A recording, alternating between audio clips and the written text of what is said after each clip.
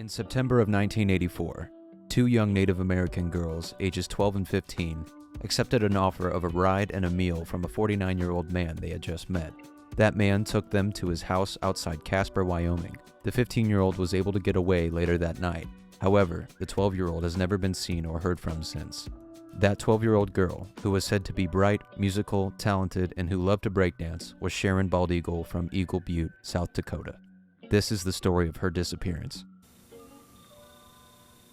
Missing Sharon Baldeagle, now age 13, last seen Casper, Wyoming, September 18, 1984. Call 800-843-5678. An awfully sweet little spirit. That's how 12-year-old Sharon Naomi Baldeagle was described by her Mormon foster mother, Sandy Dexter. When Sharon was 9 years old, her father, Taylor Baldeagle, enrolled Sharon into the Indian Placement Program through the Church of Jesus Christ of Latter-day Saints Social Services. Taylor and Sharon's mother, Helene Baldeagle, had divorced before Sharon had turned 4 years old. Taylor had remarried, and Sharon and his new wife had been at odds. They later divorced, and Taylor decided that Sharon needed things as a maturing girl that he couldn't provide, so he enrolled her in the program, also known as the Indian School Placement Program, which placed Native American children in Mormon foster homes during the school year, and then the children returned home to their families during the summer break. Sharon had enjoyed the program and had convinced her younger brother Jay to do the program as well. On her third year in the program, both her and Jay were placed in homes in Rexburg, Idaho. Sharon's foster mother and Jay's foster father were also siblings, and they lived just 1.5 miles apart. Taylor stated that Sharon and Jay were very close, and they were happy to be able to be placed so closely together in their foster homes.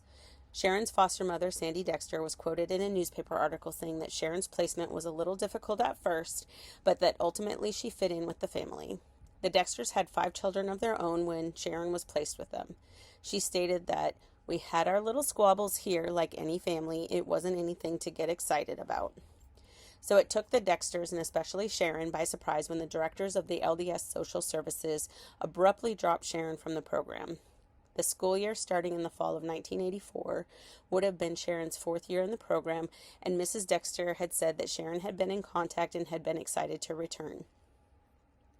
Mrs. Dexter was quoted as saying that it was hard to let Sharon go at the end of the previous school year because they loved her a lot. She was easy to love. When she left, we gave her the opportunity to come back if she wanted to. She was also quoted as saying that Sharon was full of life and enjoyed everything, that she liked school, was a good student, was smart, and had friends. While in Idaho, she played piano, spoke in church, performed Native American dances, and participated in school activities. The Mormon bus was scheduled to pick up the kids on Monday, August 27th, and Sharon and her father weren't notified until August 24th that Sharon would not be able to participate. Taylor had to scramble to get Sharon into another school and was able to get her enrolled at the Brainerd Indian School near Hot Springs, South Dakota, despite their school year having already started on August 18th. Letters Sharon sent home said that she was enjoying swimming in Cascade Falls, riding horses, and hiking in the Black Hills. She was one of 4 girls who made the cheerleading squad out of 10 that had tried out. Overall, Sharon had a good start at Brainerd, other than saying that a few of the older girls could be mean. So it came as yet another surprise that 12-year-old Sharon and another 15-year-old girl from Brainerd decided to run away. Taylor told the Rapid City Journal, "We're not talking about a juvenile delinquent. We're not talking about a habitual runaway. We're not talking about someone strung out on dope. We are talking about an innocent child." So why did Sharon and her friend run away from Brainerd? Her father, Taylor, believed that she missed her brother and being at her foster home in Idaho and was on her way there. In an article from the Oklahoman, testimony from Sharon's 15-year-old friend who left with her stated that they were hitchhiking along a Wyoming highway when a man, Royal Russell Long, offered them a ride. She stated that he told them, "We're going to get you guys some food, then take you back to the house so you can clean up and eat." Long drove them to his home in Evansville, Wyoming, just outside of Casper. She testified that after Long fed them, he offered them $100 to have sex with him. And when the 15-year-old told him no, that they weren't that kind of girls, Long pulled a gun on them. The article states that Long beat Sharon up and then bound them with coat hangers and duct tape, and then raped the 15-year-old friend. She then went on to testify that after Long fell asleep, She was able to escape and fled to a neighbor's house to ask for help. The neighbor called the police, but as they were waiting, she heard Long's pickup truck leaving. When police arrived, both Long and Sharon were gone. Long was apprehended by the FBI in Albuquerque, New Mexico, a week later. He was charged and pled guilty to 2 charges of kidnapping with the intent to engage in indecent acts with a juvenile and received 2 life sentences. In his statements, he said that he took Sharon to Cheyenne, Wyoming, and found her a ride with another truck driver to Dallas, Texas. Why Texas? One thought is that she was heading to her uncle's house. Taylor's brother lived in Texas. There has been a lot of speculation about what actually happened to Sharon after her friend fled to the neighbor's house, and unfortunately, very little evidence or facts to go on. Long died in prison of a heart attack on November 3rd, 1993, at the age of 58, and took all of his secrets to the grave with him. Was he telling the truth about dropping Sharon off in Cheyenne alive and helping her get another ride? Or was Royal Russell Long the last face she ever looked at? The speculation, while not rooted in evidence, is suggestive of Long killing Sharon, as he is also a suspect in multiple other abductions and murders of teenage girls. Long was never charged or convicted in any of those cases, however, nor did he confess to any of them. Long was a part-time long-haul trucker, which means that there could be even more cases associated to him than are currently suspected. Despite never hearing from Sharon over the years since she had gone missing, her father held on to hope that Sharon was still alive. He was very active in the search for her from the beginning. He traveled to speak to the 15-year-old in the hospital right after the night with Long occurred. He traveled to the prison to speak to Long, but reportedly Long saw him and turned around without speaking to him. He spent 2 months traveling to Cheyenne and other areas to look for Sharon. Sadly, Taylor Baldeagle passed away in March of 2025, never knowing what happened to Sharon or being able to bring his only daughter home. Let's go over the timeline. August 4th, 1984, Sharon learned she was dropped from the Indian Placement Program and wasn't going to Idaho with her brother. August 5th, 1984, Taylor enrolled Sharon at the Brainerd Indian School near Hot Springs, South Dakota. September 18, 1984, Sharon left Brainerd Indian School with another 15-year-old Brainerd student. September 19, 1984, the girls accepted a ride with Royal Russell Long near Casper, Wyoming, and after the girls had been assaulted, the 15-year-old escaped to the neighbor's house. Long left the house before police arrived, and Sharon was never seen again. September 26, 1984, Long was apprehended by the FBI in Albuquerque, New Mexico. January 1985, Long is convicted and given 2 life sentences for the kidnapping of Sharon and her friend. November 3rd, 1993, Long dies of a heart attack while incarcerated at Wyoming State Penitentiary at age 58. There are a lot of questions left unanswered and a lot of speculation about what happened to Sharon after her friend fled for help, and we are going to discuss some of those questions now. So there's a lot of unanswered questions in this case, specifically, what happened to Sharon and did Long kill her? Is she still alive? What's your biggest question in this case, and what do you think happened to Sharon? For me, I think, and this is kind of my personal opinion, however, I feel like after the end of this, we'll both probably agree, but I think 100% it was Royal Long. I don't think there's actually doubt in my mind about it.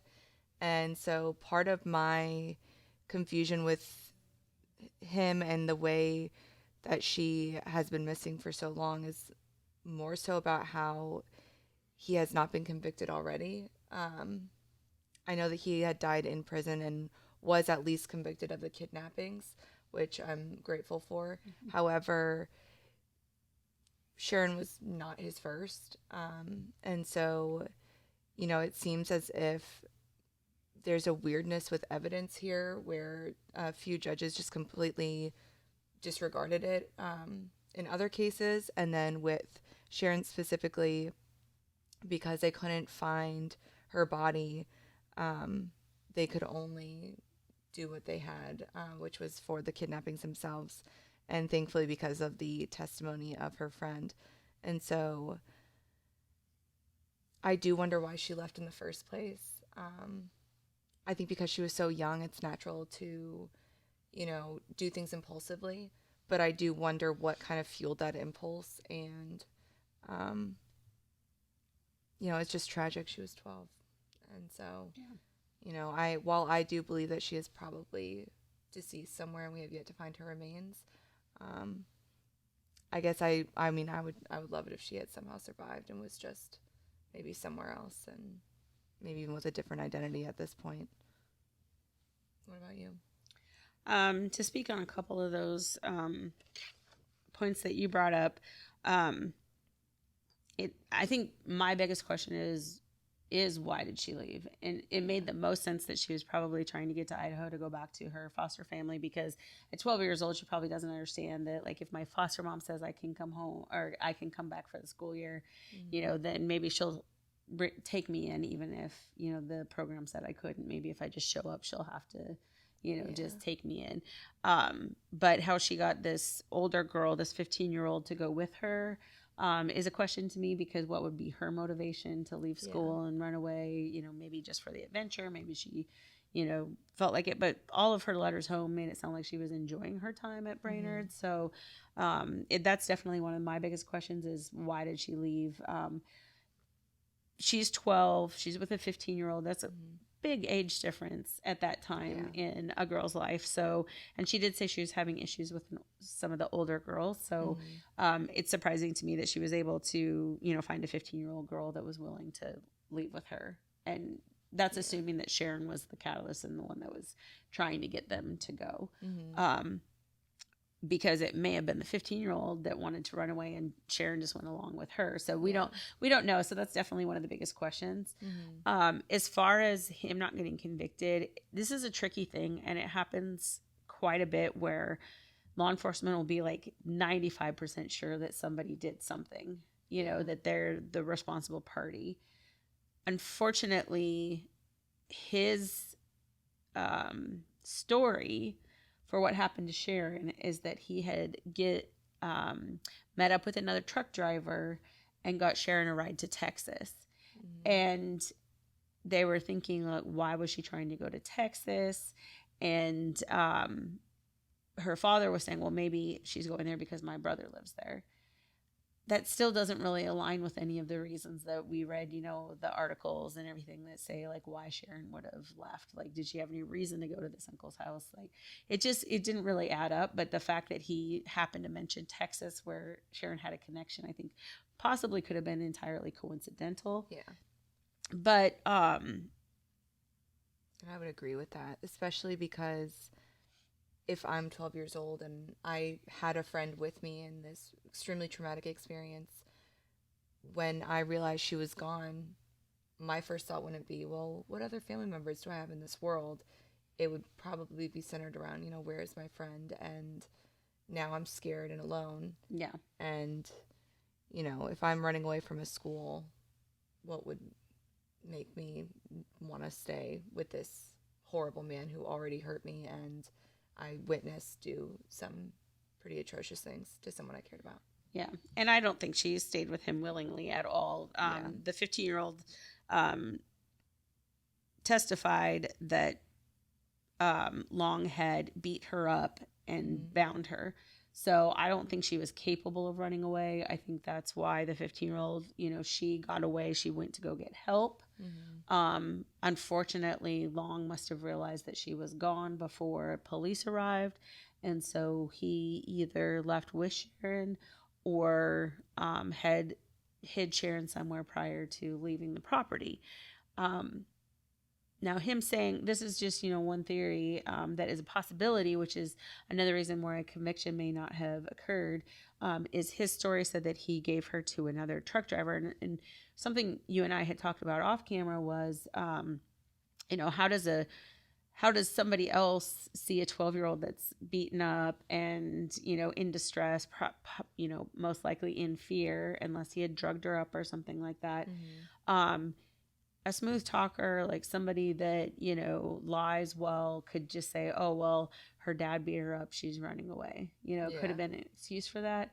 And if he's got her drugged up, and like she's trying to get to Texas, can you give her a ride, man, whatever. Yeah. The other thing is, sex trafficking existed during this time as well. This was in the 80s, the mid 80s, 1984. Sex trafficking was, what it existed. It's always existed. And so it's very possible that he did give Sharon to another truck driver, but it was under, illegal pretenses of, here, I'm going to sell you this 12-year-old child. Right. And so that very well may have occurred. And the issue with not prosecuting him for her murder is that we couldn't prove that there was a murder, or they couldn't prove there was a murder. Yeah. And a big part of that was there's no body. And for a long time, it was very hard to get a conviction without a body. In these cases, you have to have so much circumstantial evidence and other evidence outside of having that body that you can say the cause and time of death and the manner of death and all of that kind of thing.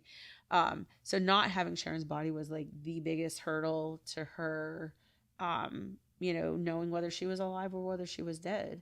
Yeah. And getting a conviction on somebody who went to his grave without admitting that he had murdered anyone. He's suspected of these other assaults and murders of these other teenagers. So he's got, he's a suspect in all of these, who was not convicted on any of them, unfortunately. And unfortunately, he died in prison without ever having admitted or taken responsibility for any of these, or coming forward and saying, this is where Sharon is at. Right. And I know in a past case that he was also on trial for, they had found like hair from different victims that he had kidnapped and also disappeared. And to build off what you were saying, it ultimately came down to the fact that even though they had hair from the victims in the car that he drove, they were like, there's still no body, and so we still cannot claim that you murdered them. And somehow he also didn't get charged with kidnapping in that case either. And so it's frustrating because it does appear, at least from what I saw, that he kind of went on a spree, and thankfully, in a really dark way, but thankfully Sharon was his last, because who knows how many more he would have taken. It does seem as if for the 5 to 10 years, the last 5 to 10 years of his life, he was just taking all of the young teenagers that he could find.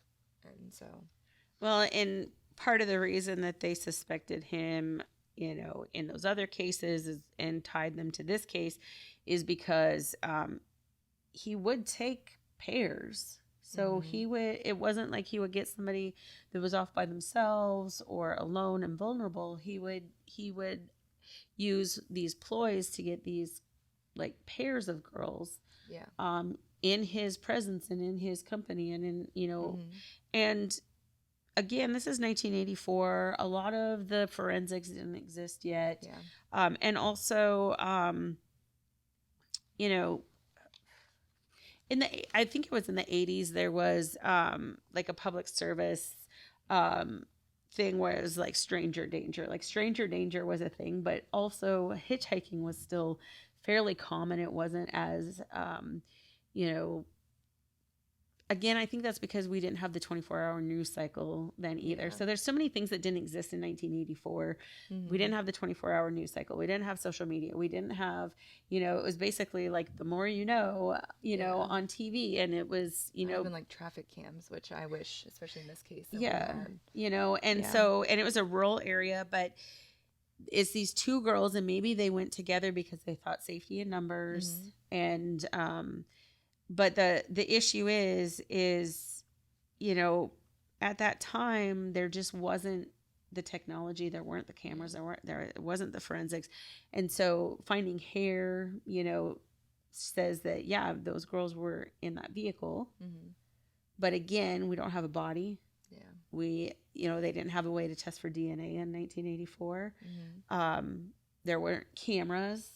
So there was some witnesses and stuff, but it was just a lot harder back then to try to establish a death and establish a, actual murder when it's just a disappearance. And I don't say just in a dismissive way, but it's very hard even to this day to prove murder without a body, to prove that somebody is even deceased, because again, if if he was assaulting these girls and then selling them into sex trafficking, rings or to people that connections that he had, then he wasn't murdering them. He was assaulting them and then selling, their, broken, possibly drugged, selves to other people to continue the cycle. So we can't say for sure that he did murder any of these people because we don't have bodies. But is that the most likely case? Probably. Yeah. But the fact that none of the bodies have turned up, I don't know how much they've searched his property outside of Casper to even look for a body. I don't know. And I believe her father just died. Yeah, I said in the intro, her father just died last year.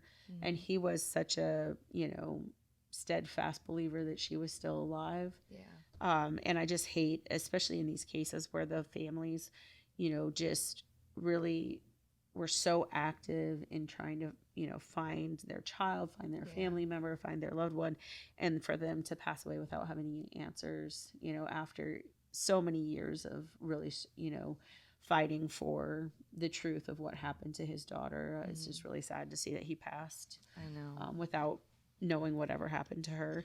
But I think you're right. I do agree. I think it's probably, Russell Long is probably at fault for her disappearance one way or the other, but it is most likely that he did, kill Sharon. She was a witness. The 15-year-old got away. Like you said, thank goodness that she got away and was able to, was able and willing to testify against him, because at least he was in prison and got off the streets and he wasn't assaulting or harming anyone else. Yeah. So is it just, that he wasn't charged with murders or the other people's disappearances? No, when he was the likely suspect, but he served 2 life sentences and died in prison. So the end result was still the same.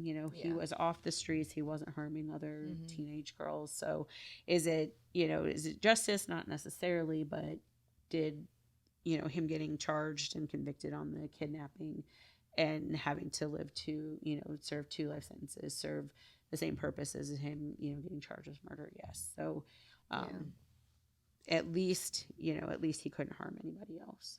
And did you see, I read an article that was saying they found skeletal remains in Fruitland, New Mexico. It was 3 hours away from the arrested site, and a lot of people are speculating that it is the remains of Sharon just based off of what do you call it? What is it when you make the picture of what someone would have looked like based on the skeleton of the skull? Yeah. They had done that, and they said that based on the age of the bones and the body formatting, that they guessed that it could have been her. Granted, there's nothing there that proves it for sure, but it does. I know it does seem like an interesting thing. Although they found that in 1991, which is a few years after. I think they were able to say that those were not Sharon's remains. Oh, you did see that? I think so, because I seem to remember her dad getting upset that these people were saying that it was possibly Sharon's remains, and it may not have been that exact one, but then kind of getting hopes up and kind of making these wild leaps that, oh, this is probably Sharon, without any really proof that it was, and then kind of getting the hopes up, and then it just wasn't. it not being her. So and I fell right into that trap too. Well, and that's one thing, one of the things that we really have to be careful about. And we're sitting here and, we're doing these spotlight cases about these victims, and we're doing the same thing as a lot of you out there, where we're just looking at the information that's available to us online. And I noticed, the more stuff I look at, the more articles I go through, that there's discrepancies and conflicting information. And then it's really hard to determine whose information is correct, which, what's correct, what's incorrect. And so you just as well as us have to be really diligent about, making sure that you are fact checking as much as you can, which is really difficult to do a lot of times from our position when we're just reading these articles online. We're not speaking to the sources directly. We're reading news articles, reporters, but it's like everything that we are getting is, second, third hand. So it's interesting, and you get as much information as you can, but we're not listening to recorded statements from the family. We're not listening to recorded statements from people involved. We're getting everything from reporters who are essentially regurgitating information in their own words, and sometimes things get lost in the translation or in the perception or the processing. So just one thing, it's so important to keep these names in the media, and unfortunately, I hate to say it, but with Long having died, unless there's some kind of development where they dig up her bones at his property outside of Casper, we may never know what happened to Sharon. And I hate saying that, because our whole premise here is to keep cold cases in the media and keep names out there, so that maybe somebody that knows something will come forward and we can solve these cases. But not every case is going to be solvable, unfortunately. And I think this case with Sharon is just one of those ones where it'd be really hard if Long was the perpetrator, if he did murder Sharon, because he's dead and there's nobody else that probably knows, unless he told somebody in prison, unless he was telling somebody in jail, or he did pass her off to another truck driver. It's just really frustrating, because there's just cases where it's just seems impossible, and sometimes impossible cases get solved, so we can still maintain some hope. But it's one of those tough ones, because it's probably now that Long has passed away, is probably unlikely. Well, and I mean, in true psychotic fashion, it does appear that Royal kept like a pretty apathetic attitude for every case he's ever been connected to, and has been kind of flippant in that he just stayed with denial for everything up until the very end. I think even, I think a lot of people had tried to talk to him throughout the time he was in prison, and he just said, literally nothing. Not even pride for the crime, which sometimes you see. It seems as if he just remained completely blank. Which is odd. Yeah, it's odd, because you'd either have somebody that's like, I didn't do this, and be protesting their innocence, or like you said, bragging about it because he's already serving 2 life sentences, it's not going to change his jail time at all. So him just being just kind of flatlined, or just refusing to talk to Sharon's dad at all, why did he even come out? Did he not know who he was going to talk to? And, why did he then look at him and just turn around and walk away? It definitely leans more towards him being guilty. But again, was he guilty of just the sexual assault, like the abductions and the sexual assault, and not murder? Because their disappearance could have just as easily happened by selling them into the sex trade. So it's hard. His MO, is unusual, again, like I said, because he would pick pairs of girls instead of just singular girls that were on their own. So that definitely, is a thing that links him to all of these cases that they've, think that he's responsible for. But the fact that none of the remains have been found for any of these girls is just it's a tragedy. Yeah. All right. Is there anything else that you wanted to touch on? I think that was kind of. Did you read that they found stuffed animals in his car when they arrested him? I think I did, but wasn't there one of the cases where they were unloading stuffed animals for a carnival? Yes, and so even more so, I think it just speaks to his intelligence and manipulative tendencies. And I think, I don't know. I wish I knew more about ballistics, and because I want to get in there, and because there's so many poor victims that he is connected to, and I just feel like even though he has passed, all of those families and all of those girls, I think, deserve to know with confidence that even if we don't know if they're dead or not, that he was at least, guilty of taking them out of their homes. And for Sharon, who's so young, and for her friend who also has to now cope with all of this, I am heartbroken to read about it. Yep. So. All right. Well, you can always continue the investigation by going to our website and going to the show notes for Sharon's case.